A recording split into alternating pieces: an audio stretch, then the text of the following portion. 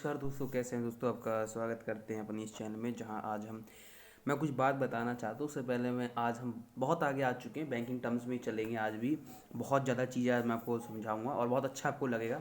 बहुत सारे development bank से मतलब बहुत डिटेल, जिसमें डिटेल में पढ़ाता ही हूँ, हिंदी इंग्लिश दोनों को लेके चलता हूँ। मैं एक बात बताने वाला हूँ, मैं यार ये कहने वाला हूँ, जैसे ना मैं एक बहुत लोग कहेंगे कि भाई तुम क्यों कर रहे हो, या बहुत लोग सोच रहे होंगे क्या ज़रूरत है। मैं एक ऐसा, अब मेरा जो पैशन है टीचिंग के लिए वो ऐसा है कि मुझे तुम एक क्लास में भेज दो और वो कोई सामने है नहीं, तभी आपको पढ़ाना है और फुल एनर्जेटिक। मैं जितने एनर्जी में मैं आप सबको पढ़ाता हूँ, उससे डबल एनर्जी में खाली जो ना रहेंगे ना बच्चे, कोई भी क्लास में रहेगा मैं तब भी पढ़ाऊँगा। बिकॉज मैं बच्चों से ज़्यादा ना जो पढ़ाता हूँ मैं उसको सोचता हूँ कि मैं इसको और कितना सीखूँ, इसको और कितना पुरो दूँ, कितना कहाँ डीप तक जा पाऊँ। तो मैं एक लर्निंग पर्सन हूँ, मैं एक गेनर पर्सन हूँ। मैं एक ऐसा हूँ कि भाई मुझे फ़र्क नहीं पड़ता कि लोग कौन मुझसे पढ़ रहा नहीं पढ़ रहा, मेरा है कि मेरी नॉलेज बढ़ रही है और मैं अपने आप को पढ़ा रहा हूँ। एज अ स्टूडेंट भी मैं काम करता हूँ, तो मैं इसलिए नहीं सोचता हूँ। इसलिए इंडियन इकनॉमी में बहुत सारी चीज़ें डिस्कस कर चुका हूँ। अगर आप मुझसे पढ़ रहे हो और चीज़ें सीखना चाहते हो, बिकॉज इस संसार में दो लोगों की ही वैल्यू है, जो ज्ञानी है, जो विद्या जो विद्या का कदर करते हैं और जो पढ़ने का इच्छुक है। वेट अ मिनट, हो जाता है कभी, थोड़ा एरर हो जाती है, इससे कोई दिक्कत नहीं। फाइल बड़ी हो गई ना अब यार, तो उसमें आप सब, मैं पहले अपने पीसी में ही रहता था, लेकिन अब वो थोड़ा दिक्कत क्या पड़ गई कि ना उसमें थोड़ी साउंड क्वालिटी की जो प्रॉब्लम है वो थोड़ी दिक्कत कर रही थी। मैं ऐसा नहीं साउंड क्वालिटी ऐसा नहीं कि समझ नहीं आएगा, लेकिन थोड़ा दिक्कत हो रही थी उसमें। जो जैसे अब जो क्लियर आती है वो थोड़ा सा उसमें उसकी वॉइस में थोड़ी दिक्कत आ रही थी। मतलब वॉइस क्लियर थी, बट मुझे मैंने खुद देखा तो मुझे लगा कि नहीं यार, थोड़ा और क्लियर था, बहुत अच्छा क्लियर था। बैकग्राउंड में वॉइस ख़त्म हो गई थी उसके कारण। और जब मैं इसमें माइक का एक यूज़ कर रहा था, अब तो मैं ईयरपोड्स के साथ करता हूँ, तो वो चीज़ मेरे लिए सही थी। बट मुझे लगा था कि यार नहीं, इससे और भी क्लियर हो सकती है, तो मैंने मोबाइल से करके देखा। ये जो ऐप है जानते होंगे, इसके कोई स्क्रीन रिकॉर्डर मैंने डाउनलोड किया और उसके थ्रू जब मैंने देखा तो मुझे चीज़ में थोड़ा बदलाव दिखा। ठीक है, तो इससे मुझे वॉइस ज़्यादा क्लियर दिख रही है, इसलिए मैं इसी से करता हूँ। मेरे लिए कंफर्टेबल भी, कहीं भी मन हुआ अगर थोड़ा टाइम नहीं, क्योंकि देखो मेरा एक हफ्ते में जो क्लासेस रहती है, देखो इतना सारा पढ़ा, एक हफ्ते में मेरी 3 क्लासेस होती है। 3 क्लासेस जो ऐसी होती हैं कि वो एक हफ्ते के बराबर ही होती है। इतना पोर्शन डिस्कस कर चुके हैं, तभी ये 10वां पार्ट, चलो हर वीडियो 20 मिनट 25 मिनट की इसलिए बन जाती है, बिकॉज बहुत पार्ट हमने कवर किया यार। क्योंकि 3 दिन मैं जो वीडियो लेक्चर्स लेता हूँ आपके, वो 6 दिन के बराबर होते हैं और संडे को रिलीफ मिल जाता है। ठीक है, देखो स्टॉक एक्सचेंज सब डिस्कस चुके हैं सारे, जो देखो सब। अब मुझे याद है मैंने ये कंप्लीट करा दिया था, डेफिसिट हो गया था, बजट हो गया था। बैंकिंग इन इंडिया से हमें, हाँ बैंकिंग इन इंडिया से हमें चालू करना था। ठीक है, तो मैं बैंकिंग इन इंडिया से आपको लोगों को चालू कराऊंगा। ठीक है, चलो। तो बैंकिंग इन इंडिया मैं डिस्कस करने वाला हूँ। आप बैंकिंग से क्या समझते हैं, ठीक है, मैं चालू, वो हटाओ यार, अब क्या है क्या नहीं वो नहीं सीखो, पहले समझो बैंकिंग समझ क्या समझते हो। तो मैंने पूछा आप बैंक से क्या सीखते हो। सर बैंक मतलब यही है जहाँ मेरा पैसा डिपॉजिट होता है, फिर मैं पैसा निकाल भी लेता हूँ, कहीं मन किया तो एटीएम से भी मैं सर्विसेज बहुत सारी ले लेता हूँ। अच्छा, तो मैंने पूछा तुम पैसा निकालते हो तो कुछ चार्जेस करते हैं। हाँ सर चार्जेस करते हैं। सर उसमें तो ये तक बोला जाता है कि भाई आपको अपने बैंक में मंथली बैलेंस रखना हो। अच्छा, और कुछ बताओ, कुछ बताओ आपका अकाउंट कौन सा है। सर मेरा अकाउंट तो सेविंग अकाउंट है, बट मैंने सुना कि 2 अकाउंट होते हैं, सेविंग और current account. But current account मैं नहीं खुलवा सकता, बिकॉज सर मैं तो एक आम आदमी हूँ, बिजनेसमैन खुलवाते हैं जिनकी डेली बेसिस पे बहुत बड़े लेवल पर ट्रांजेक्शन होती है, उनकी बात होती है। अच्छा, इंटरेस्ट भी, हाँ सर इंटरेस्ट मिलता है, कुछ इंटरेस्ट मिलता है। अब ये बात नहीं होती है, अब ये नहीं पूछा जाता है आपके एग्जाम्स में और आपके लर्निंग लेवल पे भी, कि आप यार आपसे थोड़ी ना कोई पूछेगा अरे बात, अच्छा तू इतनी इतनी नॉलेज है, जैसे फॉर एग्जाम्पल मैं उसको उससे पूछ रहा हूँ जो इंसान यहाँ पे लर्निंग पॉइंट्स है। तो भाई आपसे ये नहीं कोई पूछेगा अच्छा तू बैंक की तैयारी कर रहा है, कितने टाइप से सब बैंक है ना, तो बता कितने टाइप्स ऑफ अकाउंट होते हैं, कोई अकाउंट नहीं पूछेगा, ये पूछेगा भाई कितने टाइप्स ऑफ बैंक्स होते हैं। तो आओ चालू कर, तो हम बताएंगे ना। देखो, reserve Bank of India was establish on 1 April 1935 and it was nationalise on January 1949। देखो सबको पता है आरबीआई की जो शुरुआत होती है 1 अप्रैल 1930 की। बैंक पढ़ रहे हो तो सबसे पहले आपको बैंक के पिता पढ़ने पड़ेंगे, तो पिता की बारी आएगी फिर बच्चों की बारी आएगी। तो भाई रिजर्व बैंक ऑफ इंडिया जो है स्टैब्लिश होता है 1 अप्रैल 1935 को और नेशनलाइज्ड होता है 1 जनवरी 1949 को। The finance ministry issue currency notes and coins of rupee coins, हाँ ठीक है, the finance ministry issue currency notes and coins of rupee 1, all other currency notes are issued by the Reserve Bank of India. देखो आप सबको पता है finance ministry क्या करती है, जो करेंसी नोट्स होते हैं, जो कॉइन्स होते हैं 1 रुपए के भी, वो भाई वो मतलब उनके वो इशू करती हैं। बट ऑल अदर जो करेंसी नोट्स वोट्स हो गई, कौन इशू करता है? हमारा रिजर्व बैंक ऑफ इंडिया करता है। The first bank of limited liability manage by Indians was oath commercial bank founded in 1881। Subsequently Punjab national bank was established 1894। देखो सबसे पहले जो बैंक आता है जो लिमिटेड लायबिलिटी मैनेज के लिए आता है इंडिया में, कौन होता है? ओथ कमर्शियल बैंक होता है 1881 में। बाद में फिर वही क्या हो जाता है? पंजाब नेशनल बैंक उसी बात स्टैब्लिश होता है क्या? 1894 को। Swadeshi movement which began in 1906 encourage the formation of a number. देखो कमर्शियल बैंक की फॉर्मेशन, अब थोड़ा ना कि एक बैंक बन गया पंजाब नेशनल बैंक बन गया, भाई ठीक है ये हो गया बस बात खत्म, इसका कोई बैंक ही मत बनाओ यार, एक रिजर्व बैंक ऑफ इंडिया बस। भाई हमें कमर्शियल बैंक की फॉर्मेशन उसके नंबर्स को बढ़ाना, तो स्वदेशी मूवमेंट चालू हुई 1906 में। The banking companies act was passed in February 1949 which was subsequently amended read as banking regulation act 1949। देखो जो बैंकिंग कंपनीज एक्ट होता है वो पास होता है फरवरी 1949 को, बाद में उसमें अमेंड करके उसको हम रीड करते हैं banking regulation act 1949। The Indian banking system consist of commercial bank both in public and private, rural में आरबीज एंड कोऑपरेटिव। जो इंडियन बैंकिंग सिस्टम होता है उसके अंदर कमर्शियल बैंक भी आते हैं, पब्लिक हैं, प्राइवेट है, रीजनल रूरल बैंक हैं, कोऑपरेटिव बैंक सब आते हैं। On June 30, 2009, commercial banking system in India consists of 171 scheduled commercial bank, out of which 130 where is public sector bank including 860 RBI। देखो मैं इस पॉइंट को आप पढ़ना, मैं आपको बताता हूँ। जब शुरुआत होने लगी तो धीरे धीरे देखो, क्योंकि एक ही हिस्ट्री है, आप इकोनॉमी पढ़ रहे हो कि यार बैंक कैसे डेवलप हुए, तो भाई बैंक के डेवलपमेंट के कारण जब स्वदेशी मूवमेंट चालू होता है भाई कि हाँ यार हमें अब कमर्शियल बैंक के नंबर बनाने पड़ेंगे, भाई हमें पब्लिक सेक्टर को बढ़ाना पड़ेगा, हमें प्राइवेट सेक्टर को बढ़ाना पड़ेगा, हमें आरआरबीज को बढ़ाना पड़ेगा, हमें कोऑपरेटिव जो बैंक्स होते हैं उनके नंबर्स बढ़ाने पड़ेंगे। ठीक है, ओद कमर्शियल बैंक जो first complete commercial bank of India बोला गया था। ठीक है, द इंपीरियल बैंक फिर स्टैब्लिश होता है इन द ईयर 1929 को, फिर बाद में इसके अंदर मर्ज होते हैं 3 मेन प्रेसिडेंसी जो बैंक्स होते हैं मर्ज होते हैं इसमें। The largest bank imperial bank जो होता है वो नेशनलाइज हो जाता है 1955 को, किसके रिकमेंडेशन पे? गोरवाड़ा कमेटी एंड री Krishnan as a State Bank of India. In 1999 7 regional bank were nationalise होते हैं एंड गिवन द स्टेटस उनको मिलता है किसका? उनको एसोसिएट एसोसिएट बैंक का मिलता है किसका? स्टेट बैंक ऑफ इंडिया के एसोसिएट बैंक बनते हैं। जो 7 रीजनल बैंक्स होते हैं बाद में ये एसोसिएट बैंक बनके किसके? स्टेट बैंक ऑफ इंडिया के बनते हैं।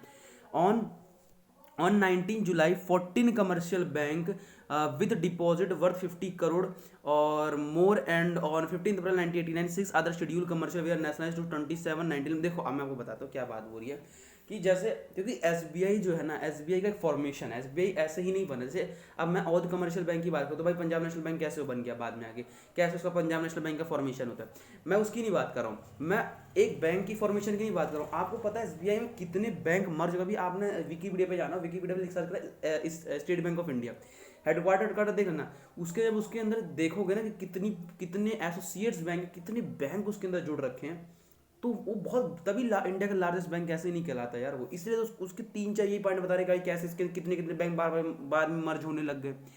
तो before the merger of new bank of India in Punjab national bank in 1993 total number national bank कितने थे? 28 थे। चलो भाई ठीक है, कि भाई इसमें यही समझा देता हूँ कि न्यू बैंक ऑफ इंडिया के मर्ज होने से पहले पंजाब नेशनल बैंक में 1993 में, उससे पहले टोटल नंबर नेशनल बैंक कितने थे? 28 थे बस।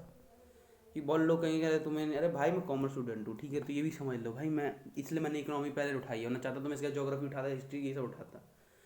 तो समझो बैंकिंग रिफॉर्म्स की बात करें तो बैंकिंग रिफॉर्म्स आता है on the recommendation of Narasimham committee, a number of step taken to improve functioning of banking sector SLR and CRR were reduce. देखो सबको पता बैंक बनाने से कुछ नहीं होता, मैंने कमर्शियल बैंक खड़े कर दिए, मैंने इतने कमर्शियल बैंक बना दिए, मैंने इतने पब्लिक बैंक बना दिए, मैंने इतने प्राइवेट बैंक बना दिए, मैंने इतने रीजनल रूरल बैंक बना दिए, मैंने इतने कोऑपरेटिव बैंक बना दिए।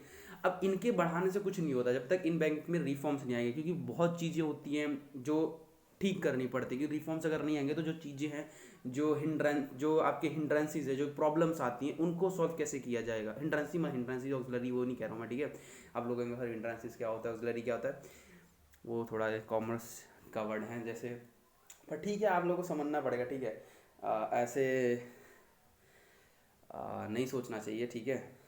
हाँ सो बैंकिंग रिफॉर्म्स की भी थोड़ा होता है। मैं साइंस कॉमर्स वालों को पढ़ाऊँ, तुम चिंता मत करो, तुम लोगों को तो मैं पूरी nature and purpose of business जो क्लास 11 के बिजनेस स्टडीज़ के जो स्टूडेंट ये देख रहे होंगे वीडियो ना, तो भैया चिंता हो, तुम्हें पूरी इतना डिटेल में पढ़ाऊंगा, बढ़िया से नोट पढ़े हुए, बट अभी मैं इसको छू नहीं रहा हूँ बिकॉज अभी मेरा फोकस जिस पे है उसको खत्म करेंगे तब आप लोगों पे आएंगे, है ना, बढ़िया से, ठीक है, हाँ, ठीक है, ठीक है। तो भाई मैंने बोला बैंकिंग रिफॉर्म्स कैसे आता है भाई, किसकी किसकी किसके रिकमेंडेशन से आता है, नरसिम्हा कमेटी से आता है। इसमें ये बोला जाता है कि भाई बहुत सारे स्टेप लिए जाते हैं बैंकिंग सेक्टर को इम्प्रूव करने के लिए, उसको अच्छे से फंक्शन करने के लिए। उसमें SLR, statutory liquidity ratio, cash reserve ratio को रिड्यूस करने की बात होती है। बैंक को ये बोला जाता है कि भाई बैंक तभी ग्रो करेंगे जब वो अपनी नई नई ब्रांचेस खोलने के लिए उनको कोई कंडीशन नहीं होगी, कोई ज़्यादा लिमिटेशन नहीं होगी, तो वो नई नई ब्रांचेस खोल सकते, उसके लिए फ्रीडम दी गई। बैंकिंग में मतलब समझ गए ना, थप्पेबाजी हटा के भाई कंप्यूटराइजेशन को बात की गई इसके अंदर। और बैंक ऑम्बड्समैन स्कीम सब जानते हैं, बैंक लोकपाल योजना की बात की कि जो आज बहुत जरूरी हो गई है। ये स्टार्ट किया गया कि भाई to expedite inexpensive resolution customer complaint. भाई जैसे मैं एज अ कस्टमर हूँ, अब आप सोचो आज आज कोई दिक्कत है तो हम सभी भाई ऑम्बड्समैन में कंप्लेंट कर देते हैं। भाई बैंकिंग जो ऑम्बड्समैन होता है मैं उसका कंप्लेंट कर देता हूँ, बट उस समय सोचो यार जो नए नए अब जिसको भाई दिक्कत आ रही है, थोड़ा नई चीज़ समझ आ रही है, या कोई उनके साथ जो बैंक है वो उनके गलत कुछ चीज़ कर रहा है, तो भाई इसलिए कंप्लेंट के लिए फिर ऑम्बड्समैन स्कीम चालू की जाती है। अब दिक्कत आती है, यहाँ क्लियर हुआ, अगला पॉइंट आता है शेड्यूल और नॉन शेड्यूल बैंक क्या होते हैं। भाई शेड्यूल और नॉन शेड्यूल बैंक क्या होते हैं ये देखो। भाई शेड्यूल बैंक वो होते हैं जो एंटर हैं, जो हैं किसके अंदर आते हैं, जो सेकंड शेड्यूल मतलब आरबीआई एक्ट 1934 के तहत जो सेकंड शेड्यूल में आते हैं वो शेड्यूल बैंक कहलाते हैं। ये बैंक क्या होते हैं, दीज बैंक्स हैव, इनकी पेड अप कैपिटल होती है ये, and reserve of an aggregate value of not less than 5 lakh and satisfy the RBI their affairs are carried out in the interest of the depositor। भाई RBI ये कहता है कि ठीक है तुम इस एक्ट के अंदर आ रहे हो, तुम्हारे लिए कुछ बातें भी बोलता है, तुम पेड अप कैपिटल भी कर सकते हो, तुम्हें कुछ रिजर्व बताता है आरबीआई जो 5 लाख से नीचे नहीं होता, ठीक है, लेस देन 5 लाख से ऊपर ही होते, वो रखना पड़ता है डिपॉजिटर को इंटरेस्ट देने के लिए। ऑल कमर्शियल बैंक हो गए जैसे Indian foreign bank, regional rural banks हो गए, स्टेट कोऑपरेटिव बैंक्स हो गए, ये शेड्यूल बैंक होते हैं। नॉन शेड्यूल बैंक क्या होता है, जो इंक्लूड नहीं होते second schedule of RBI act 1934 के तहत। और प्रेजेंट में हमारी कंट्री में सिर्फ एक ही अभी यही नॉन शेड्यूल बैंक है।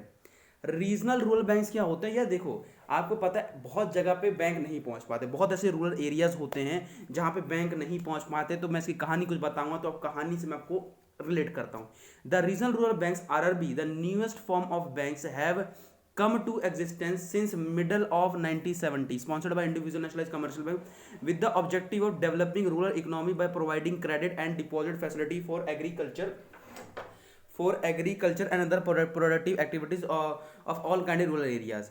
मैंने क्या बात की, मैंने बात ये है कि यार रीजनल रूरल बैंक्स क्या, रीजनल रूरल बैंक्स वो बैंक्स होते हैं कि जो ग्रामीण इलाकों में जो रूरल एरियाज होते हैं वहाँ पे देखो, क्योंकि देखो अगर आप एक रूरल एरियाज में जाओ जहाँ पे बैंकिंग की फैसिलिटी नहीं है, तो अगर किसी को वहाँ पे क्रेडिट की फैसिलिटी मतलब अगर ऋण लेने की बात हो रही है, उधार लेना है, तो किस पास जाएगा, या तो वो मनी लेंडर जो आगे जिम्मेदार होंगे, कोई अमीर इंसान होंगे, तो भाई उनके पास जाएंगे, और जो उनसे वो इंटरेस्ट चार्ज करेंगे, तो अगर हम कंपेयर करेंगे बैंक के इंटरेस्ट से, वो बहुत ज़्यादा हाई इंटरेस्ट पे देंगे, तो वो भाई दिक्कत भी आ जाएगी। तो वहाँ पे बैंक्स को पहुँचाने के लिए ये चीज़ की गई थी। इंडिया में टोटल 56 रीजनल बैंक है। इंडिया में फर्स्ट रीजनल बैंक स्टैब्लिश हुआ था 2 अक्टूबर 1975 को।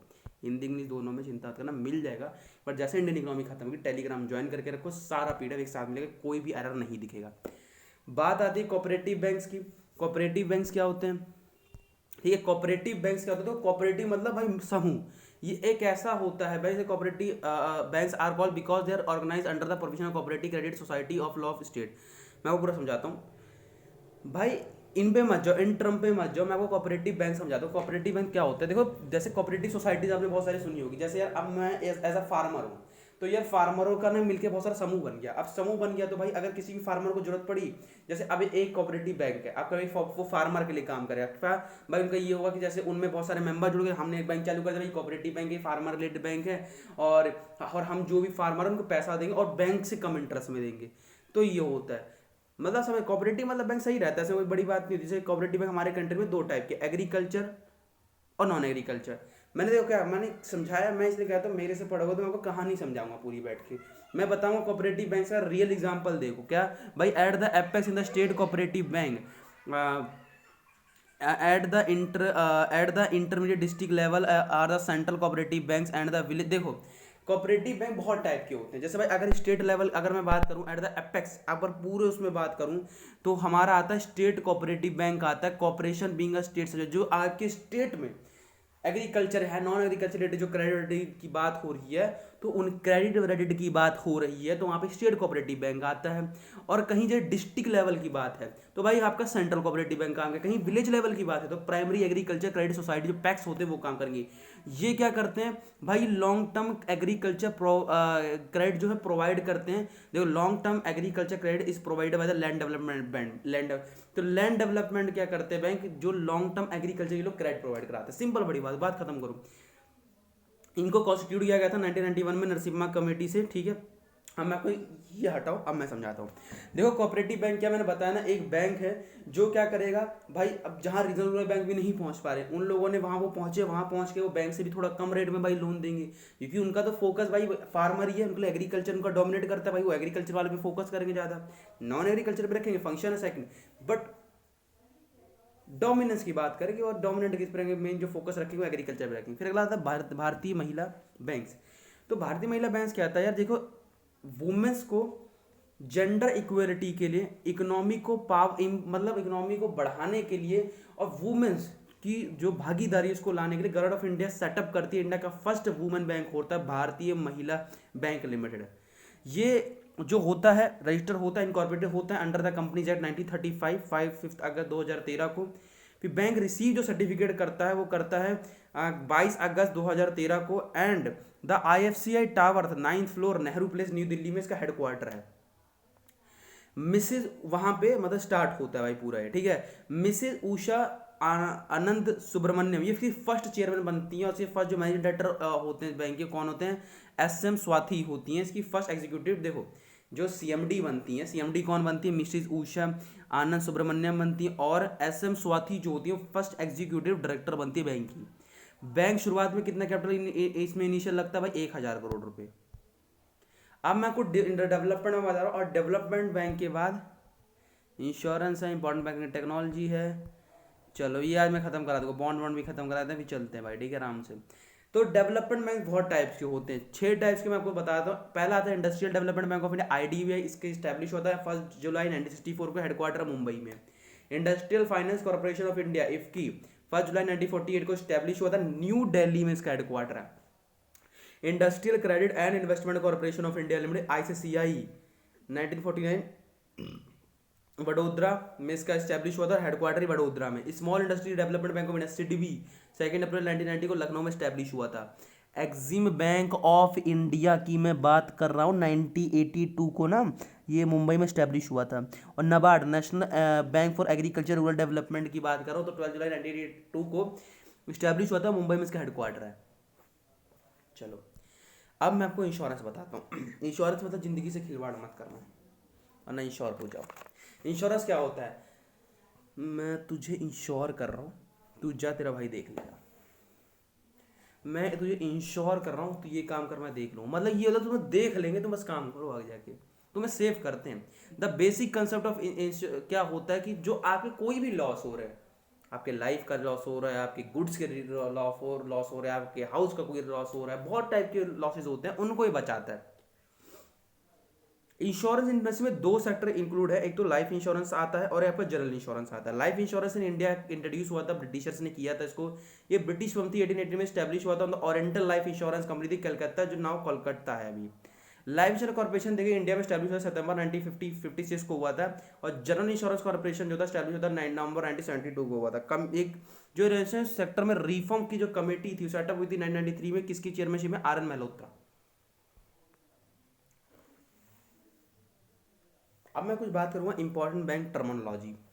बैंक रेट क्या होता है, देखो बैंक रेट क्या होता है, ये एक ऐसा रेट होता है at which central bank of the country allow finance to commercial bank. मैंने क्या बोला, बैंक दर वह दर है जिस पर देश के केंद्रीय बैंक वाणिज्यिक बैंक को वित्त अनुमति। देखो बैंक रेट वो होता है जिस रेट पे आपको वो फाइनेंस अलाउ कर रहे हैं, जिस रेट पे आपको पैसा दे रहे हैं कमर्शियल बैंक को RBI, जो पैसा जिस रेट पे देती है कमर्शियल बैंक को बैंक रेट होता है। बेसिस पॉइंट क्या होता है, अगर इंटरेस्ट रेट बढ़ जाती है परसेंटेज टर्म में, तो हम बोल सकते हैं अगर इंटरेस्ट रेट इंक्रीज होगी तो हम बोलेंगे भाई 50 बेसिस पॉइंट इंक्रीज हो रहा है, तो इसका मतलब क्या होगा 0.50% इंक्रीज होगा। कैश रिजर्व रेशियो की बात करें तो सीआरआर क्या है कि अमाउंट जो अमाउंट बैंक आरबीआई से जिस रेट पे पैसा लेते हैं, उधार लेते हैं, सॉरी भाई, वो बैंक रेट हो गया, बैंक रेट उधार वाली चीज हो गया, हटाओ। शेयर क्या होता है भाई, आरबीआई कहता है भाई तुम्हें मेरे पास ना कुछ अमाउंट, कुछ इतू सा जितना रेट भी होगा उतना अमाउंट आपको आरबीआई के पास रखना पड़ता है। फिर आता है स्टैट्यूटरी लिक्विडिटी रेशियो, जहां ये अब बोलता है आरबीआई कमर्शियल बैंकों कि भाई आप in the form of cash, gold, government approve security, bonds, भाई अपने पास रखो, इतना परसेंट एसएलआर आपको रखना पड़ेगा इस फॉर्म में अपने पास। रेपो रेट क्या होता है, एक ऐसा रेट जिसपे कमर्शियल बैंक आरबीआई से पैसा लेता है। रिवर्स रेपो रेट क्या होता है, जिस रेट पे आरबीआई पैसा लेता है कमर्शियल बैंक से। अब अगला आता है NFT, national electronic fund transfer. देखो मैं बात बोल रहा हूँ, किसी को भी कोई भी डाउट आता है तो यहाँ से भागो मत। भागने से मतलब क्या होता है कि तुम्हारे में दम नहीं है कि तुम डाउट पूछ पाओ। तुम्हारा डाउट लिखो कमेंट बॉक्स में, कमेंट बॉक्स में मन नहीं कर रहा तो सीधा मेरे से पर्सनल कांटेक्ट करो, टेलीग्राम पे नीचे लिंक दे रखा है, उसी पे सारी आपकी वहाँ जो भी बोलना मतलब ऐसे उल्टा सीधा मत बोलना। डाउट है डाउट पूछे, डाउट क्लियर ना हो तो उल्टा सीधा बोल देना, फिर बट डाउट सॉल्व करवा लेना अपना, ठीक है। तो नेशनल इलेक्ट्रॉनिक फंड ट्रांसफर की बात करेंगे। एनएफटी सबको पता है, आकर रटी मैं समझा रहा हूँ तो आपको नहीं समझाना चाहिए। अमिताभ बच्चन जी हमारे देखेंगे तो ऐड करने आते हैं सोनी पे, सबको पता है ना, देखा डिजिटल वाला जब केबीसी चालू होता है उसमें आते हैं ना, उससे पहले बीच में ऐड में वही आते हैं, डिजिटलाइजेशन का तरीका, ये देखो वो देखो तो एनएफटी की बात करें तो भाई नेशनल इलेक्ट्रॉनिक फंड ट्रांसफर क्या होता है, जहाँ पे आप एक बैंक से दूसरे बैंक पे आप फंड ट्रांसफर करते हैं, समझिए, बस इससे ज़्यादा है ही नहीं। बट एक मैं बात कहूँ, एनएफटी जो होता है ना वो काम वही करता है आरटीजीएस जैसे, बट अब मैं बता दूं क्या एनएफटी का फायदा है। देखो एनएफटी जो होता है फायदा कुछ नहीं था, एनएफटी बहुत स्लो होता है आरटीजीएस के तहत, ठीक है। इसकी जो लिमिट मिनिमम कुछ भी नहीं, मैक्सिमम 10 लाख रुपए लिमिट है। मैंने करंट में देखा, कुछ चेंजेस तो बता देना मुझे, ठीक है। रियल टाइम ग्रॉस सेटलमेंट के आरटीजीएस में, तो आरटीजीएस भी यही करता है भाई कि ट्रांसफर करता है मनी या सिक्योरिटी एक बैंक से दूसरे बैंक में करता है रियल टाइम, जैसे देखो करता है दूसरे बैंक में on a real time and on gross basis settlement, on gross basis settlement in real. देखो अब ये देखो, अब मैं इन टर्म्स का ना मत देखो, मैंने इन टर्म्स को कुरोदा है कि भाई रियल टाइम का मतलब क्या होता है कि payment transaction is not subject to any waiting period. मतलब देखो मैं आपको बताता हूँ, रियल टाइम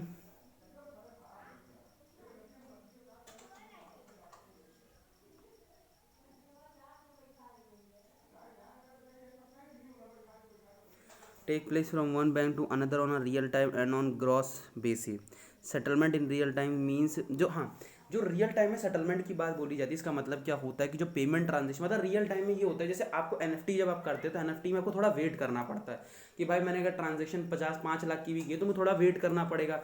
इसमें भी बहुत सारे ब्लॉक्स होते हैं, मैं आपको बताऊँगा बहुत डीप में जब अगले बार मैं आऊँगा। ये साल तो आपका चला गया भाई, अब इस साल में जो मैं कंटेंट में तो नहीं होगा, ठीक है। तो एनएफटी समझ, आरटीजीएस में जो आप ट्रांजेक्शन करते हैं इसमें मिनिमम लिमिट 2 लाख है, मैक्सिमम 10 लाख है, इसमें कोई ज़्यादा वेट नहीं करना पड़ता है।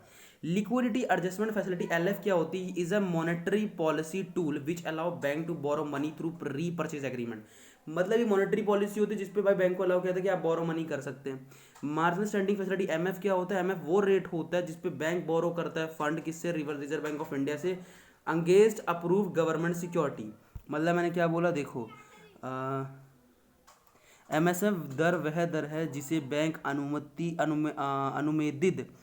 अनुमोदित सरकारी प्रतिभूतियों के खिलाफ भारतीय रिजर्व बैंक के रातों रात धन उधार ले लेते हैं। जैसे भाई गवर्नमेंट सिक्योरिटीज़ के थ्रू, जैसे आप जैसे रिजर्व एमएसएफ रेट ये होता है जिसपे बैंक भाई रातों रात भाई मनी जो बोरो करता है रिजर्व बैंक ऑफ इंडिया के थ्रू, किसके अगेंस्ट कर सकता है, गवर्नमेंट सिक्योरिटी के थ्रू। नॉस्ट्रो अकाउंट क्या होता है, नॉस्ट्रो अकाउंट वो अकाउंट होता है जो इंडियन बैंक मेंटेन करती है फॉरेन कंट्री में। वॉस्ट्रो अकाउंट वो होता है जो फॉरेन बैंक जो करती है जैसे वॉस्टर अकाउंट में होता है जो मेंटेन करती है फॉरेन बैंक, जो करती है इंडिया में करती है। CRAR क्या होता है, capital to risk weighted asset ratio, मतलब capital to risk weighted asset ratio is arrived by dividing the capital of the bank with aggregated risk weighted asset for credit risk, market risk and operating risk. मतलब से बताया कि जैसे आपको क्या करना है, जो वेटेड एसेट रेशियो है, जो कैपिटल टू रिस्क जो रिस्क वेटेड रेशियो है इज आती कैसे, जब आप डिवाइड करते हो कैपिटल ऑफ द बैंक को किससे, aggregate risk weighted asset for credit risk, market risk and operation से आपको CRAR मिल जाता है। SDR स्पेशल ड्राइंग राइट्स क्या होती है, SDR are new form of international reserve asset है जो क्रिएट की इंटरनेशनल मॉनेटरी फंड है 1967। देखो मैं अभी बार बार बोल रहा हूँ कि जो डाउट है, क्योंकि टीचिंग बहुत बार की है, ठीक है, बहुत बार की है मैंने ऑनलाइन में, यूट्यूब पे। मैं आपको कभी कहने कहा था कहानी बाद में बताऊँ, आज नहीं, लेकिन मैं ये कह रहा हूँ कि जैसे भाई मैं मेरे लेवल पे मैं जहाँ तक गया हूँ, मेरे लेवल पे मैंने, क्योंकि देखो मैं सिर्फ कंटेंट बना, क्योंकि यार मेरी भी पढ़ाई है और मैं बहुत, पता है मैं इतना पूरे दिन में अपनी पढ़ाई में बिजी रहता हूँ और सिर्फ बहुत कुछ 1 घंटा इसके नोट्स PDF बना देता हूँ, PDF कैसे बंद कर देता हूँ, पढ़ता तक नहीं हूँ, सिर्फ अगले दिन जब मैं वीडियो शूट करनी पड़े तो शूट करके रख देता हूँ। तो मैं देखता भी नहीं कि पहले क्या मुझे क्या पढ़ाना है, बस सोच लेता भाई हाँ मुझे यहाँ से चालू करना है, तो कुछ ना कुछ मेरे से गलत हो जाए या नहीं पकड़ पाऊँ तो उसके लिए करना मत, उसके लिए कमेंट कर दो ये टॉपिक नहीं, मैं इस टॉपिक का फिर इलाज आपके लिए करूँगा, आपको मैं टेलीग्राम पे शॉर्ट वीडियो बना के डाल दिया करूँगा, फिर वहाँ से आप कवर कर लो। देखो पढ़ने का जिसका मन है ना वो रगड़ के पढ़ेगा, जिसका सोच लिया भाई पढ़ना है तो मैं भाई लगा दूंगा झूठ। मैं इससे इन सबको कितना परेशान करूँगा, क्वेश्चन पूछ के परेशान करूँगा, बट वेट करना, ठीक है। बॉन्ड, मुझे लगता है बॉन्ड समझ में बता रहे, बॉन्ड में समझता भाई बॉन्ड क्या होते हैं, publicly traded long term debt security issued by corporation and government whereby the issuer agree to pay a fix amount of interest over a specific period of time and to repay a fix amount of principal maturity. देखो ये क्या है, publicly trade है, मतलब जहाँ पे long term डेप्ट securities को बोलते हैं जो इशू करती है कॉर्पोरेशन एंड गवर्नमेंट करती है, ठीक है।